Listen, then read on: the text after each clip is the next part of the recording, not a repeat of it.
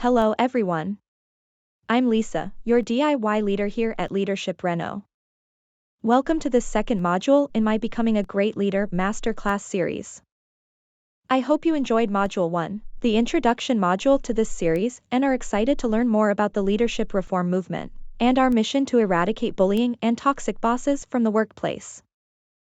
If you haven't yet seen that video, I encourage you to visit my website at www.leadershipreno.com, then click on the Tools of the Trade option from the menu bar. On this page, you'll find all of the courses in this series, as well as some additional resources where you can get help. In this second module of this masterclass series, we'll discuss how to dissolve bullying in the workplace.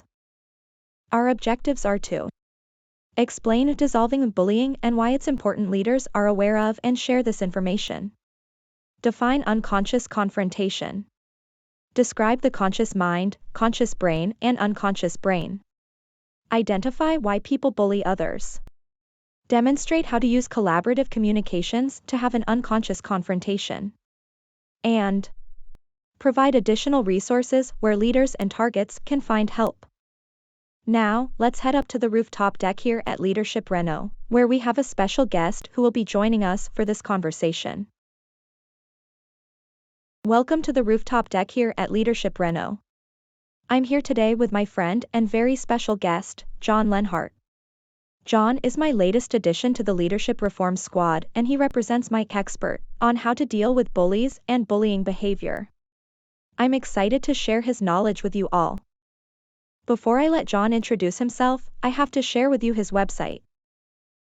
What we are going to cover in this module today is only a fraction of the extensive program that John and his team have put together. Therefore, I encourage you to visit the Flowcess website at www.flowcess.com to learn more about this life-changing program and methodology. John, you're listed on the Flowcess website as a principal consultant. However, I know this whole methodology is based on your life's work of the human mind-brain connection and how it functions. Can you elaborate a bit more for us? I'd be happy to. After receiving my degrees in chemistry and chemical engineering, I did some work that resulted in the creation of numerous consumer products. But more importantly, I became fascinated with how the mind and brain work and the impact our unconscious brain has on everything we think, say, and do. The science is fascinating and irrefutable, and I've described it in detail in a series of articles I call Generativity. Through my research, I was able to unlock the secret to communicating effectively with anyone, including bullies. And I'm excited to share it with you today. All right. Before we get too deep into your findings, we need to explain why we're introducing a How to Deal with Bullies course in a leadership training curriculum. With the recent pandemic and resulting changes to the global workforce, employee stress and burnout has increased, while employee engagement has decreased. And increased stress levels lend to increased bullying.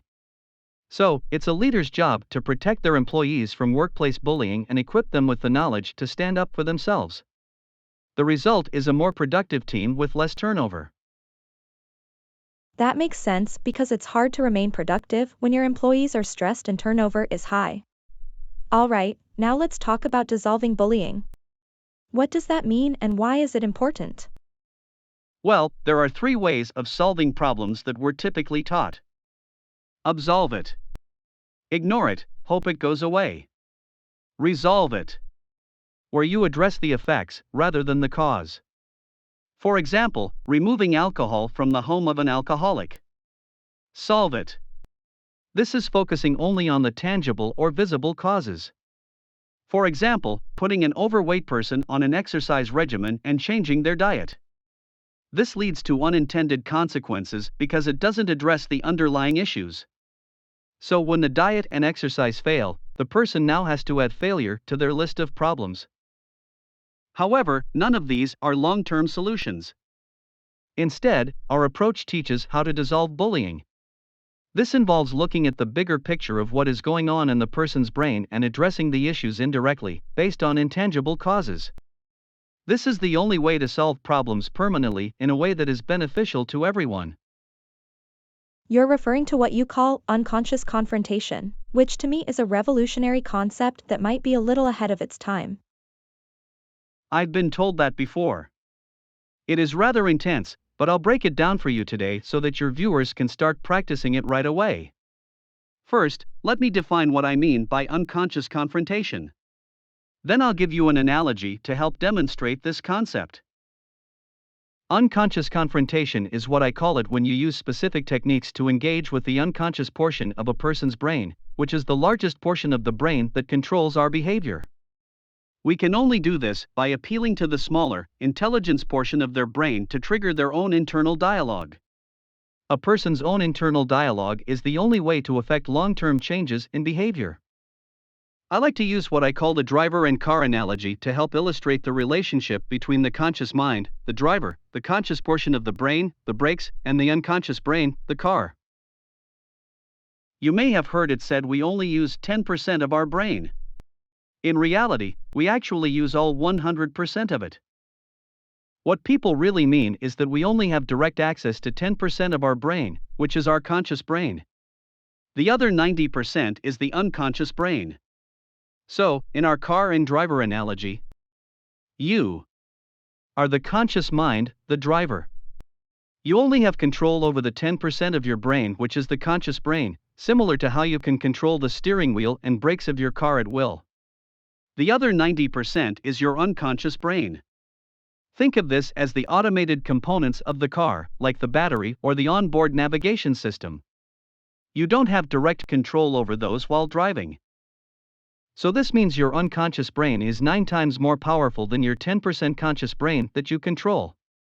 Imagine if every time your conscious mind pressed the conscious brain gas pedal, the result was that your windshield wipers turned on. The internal struggle and frustration that would cause is what most people are dealing with on a daily basis. Okay, so we explained a dissolving bullying and why it's important leaders are aware of and share this information. We defined unconscious confrontation and used the driver and car analogy to describe the conscious mind, conscious brain, and unconscious brain. Now we're ready to talk about why people bully and why we should use unconscious confrontation to deal with bullies. Let's start by defining a bully. A bully is someone who has habituated to unhealthy behaviors to interact with others. They learned this behavior as a result of being bullied themselves at some point. They find happiness or safety by controlling others, and often they don't even realize they're bullying because it's their unconscious brain, the car, that is controlling their behavior based on their own experiences. Wow. Okay. So, basically their car is on autopilot, heading towards a cliff and their driver is not paying attention. Exactly. And we need to get their driver involved so they can tap the conscious brain, the brakes, on the unconscious brain, the car. That's where unconscious confrontation comes into play. I have a methodology called collaborative communications, which is what you use to disrupt the autopilot behavior of the bully in the moment, to trigger their conscious mind, the driver, to get involved. There are 3 fundamental guidelines to collaborative communications. This works for any conversation, but especially when dealing with a bully. First, start with a statement on yourself. For example, I think, I feel, I believe. Second, ask questions for clarification. Like, how would you define ABC? How would you feel if I said or did that to you? Do you think it's right that? Third, answer any questions asked of you directly. Okay. Start with I statements, ask questions for clarification, answer questions asked of you. This seems simple. Why is it so important that you use this method with bullies? As we mentioned earlier, what you're trying to do is disrupt the bully's instinctual, unconscious brain behavior and get their conscious mind, driver, to engage the intellectual, conscious portion of the brain, which is the brakes, to alert the car, the unconscious brain. This is critical because this internal dialogue is the only way anyone can retrain their unconscious brain to correct their own behavior. When your conscious mind, driver, and unconscious brain, car, are in alignment, we call this flow. This is the optimal state of consciousness because you are at peace when your driver and car are on the same road together. Process is the individual's unique process to achieving their flow. Oh, I see. So, basically we're putting up a detour sign in the road to engage the bully's conscious mind and brain to interrupt the bully's unconscious behavior. That makes sense. Okay, we identified why people bully others and defined collaborative communications. Now we need to put all of this into action and demonstrate it. Do you have an example you can share with us that demonstrates using your methodology in a real-life scenario? Unfortunately, there are a lot of scenarios to choose from. And they range from the obvious to the more covert. Both can be equally damaging. Some obvious examples are profane, threatening, degrading, or disrespectful language or any form of verbal abuse, including harsh criticism in the presence of other employees. Another big one is behavior that diminishes psychological safety, such as withholding vital job-related information, refusing to answer questions. You often hear people refer to it as sabotage or as setting up someone to fail. Another method of bullying at work is routinely making unfavorable or unreasonable assignments. And lastly, there's just plain retaliation against a whistleblower. For example, I once had a client who told me about a time she was in a team meeting, and it went a little something like this. Jacob, where's that report you were supposed to have for me today? Well, boss man, I would have had it for you, but Gina declined my meeting invite for yesterday afternoon, so I couldn't get from her the information I needed. Wait. What? Are you kidding me? Gina, you need to be more respectful and accept meeting invites when you are a required participant. I need you to be more collaborative. I already had a call scheduled for that time. He could see that on my calendar. And I provided to him the report, so there wasn't anything to discuss. Yikes. I've seen that kind of thing happen before. But why didn't the boss defend Gina? That's a great question. However, in this scenario, the boss is actually the bully. Jacob obviously has ill intentions too, otherwise, he wouldn't have felt comfortable fabricating a scenario about Gina that could easily be validated. But the fact that the boss was quick to admonish Gina without verifying the information first tells us that Gina is actually being targeted. That's so sad. But since her bully is also her boss, should she still use collaborative communications to have an unconscious confrontation with her boss? Absolutely. The key here is for Gina not to go on the defensive, and instead use what we just learned. Here's what that would have looked like in this scenario. Jacob, where's that report you were supposed to have for me today? Well, boss man, I would have had it for you, but Gina declined my meeting invite for yesterday afternoon, so I couldn't get from her the information I needed. I had another meeting scheduled at that same time, so emailed the information Jacob needed. Should I have canceled my other meeting with the customer instead? I don't know, but you need to be more respectful and accept meeting invites when you are a required participant. I need you to be more collaborative. I'm confused. I sent the information to Jacob. Are you saying Jacob doesn't have the information he needed? I don't know what Jacob has. But you two need to work it out. Jacob. Did you receive my email with the report? Yes, but... So Jacob did receive my report. Let me write that down. Now Dawn, can you tell me what you mean by collaborative? Are you kidding me?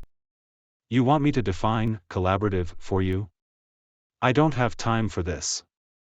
I sent Jacob the information he needed, which I thought was being collaborative. But it sounds like I was wrong, so I need to better understand your definition of collaborative. Do you not want to be understood? Wow. That was brave of Gina to say to her boss. It may seem that way. However, she dissolved the situation by asking a fair question. How is the boss supposed to respond to that question? In most scenarios, when a bully is presented with a logical question, they'll change the subject and completely avoid answering the question.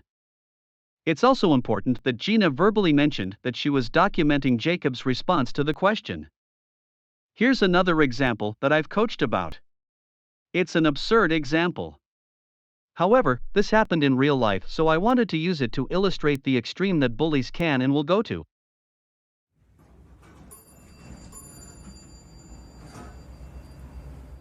Hey Gina. How's it going? Hey Rashad. I'm doing great. I finally got Jacob to agree to using that vendor we discussed. I'm so excited, I'm writing him a thank you email right now. That's fantastic. Can you copy me on that email too so that I can share it with the rest of the team? They'll be so glad. Sure. No problem. Thanks Gina. See you later. Let's see. Where was I? Jacob. Thank you so much for approving that vendor. Everyone is so excited. We're so thankful we won't have to worry about the daily abuse from our customers anymore. Thanks for stopping by. That email you sent earlier to Jacob and the others has me concerned. You mentioned the word abuse in your email, and we take that kind of language very seriously here. Also, I need you to be more professional in your communications. No more using emojis, or underlines, or all caps in your emails. It comes across as passive-aggressive and people might take offense to that. Oh. Thanks. I'm sorry. Did you read the email? What? That's not the point. It upset one of our employees and was unprofessional. I need you to be a leader with the team, and I'm not sure you're able. Okay. Let me write this down. First, you didn't read the email directly. Second, a joke, emojis and all caps in an email caused you to question whether I'm capable of leading the team I've been leading for the last 5 years. Third, you didn't encourage the concerned employee to come to me directly with their concern. Fourth, you made a conclusion without discussing it with me. Did I get that right? Wow. That was pretty amazing. But wouldn't that kind of response from the employee only make the bully angrier? Beginning to write things down makes the bully more conscious and cautious. The last thing they will do is say something ridiculous because they know it will be written down. My number one recommendation in dealing with bullies is to show them you are writing it down. They don't like to know they're going on record. That's so amazing. All right, that brings us to our final objective for this course, and that's to remind everyone where they can go for more information and help. Email DIYleader@leadershipreno.com to request a transcript of this course. Visit www.flowcess.com to learn more about John's program. And lastly, visit www.leadershipreno.com and select the Tools of the Trade tab to locate coaching resources who can help you with this type of scenario. Thank you so much, John, for spending time with us today to help with this piece of your program. I know you also have a program that addresses preteens, so I hope this course helps paint the picture for people in the workforce. I've enjoyed collaborating with you on this project. I hope it helps your audience. It does take practice. If kids can master this, you can too. Thank you for watching this course. Check out our website or YouTube channel for additional information.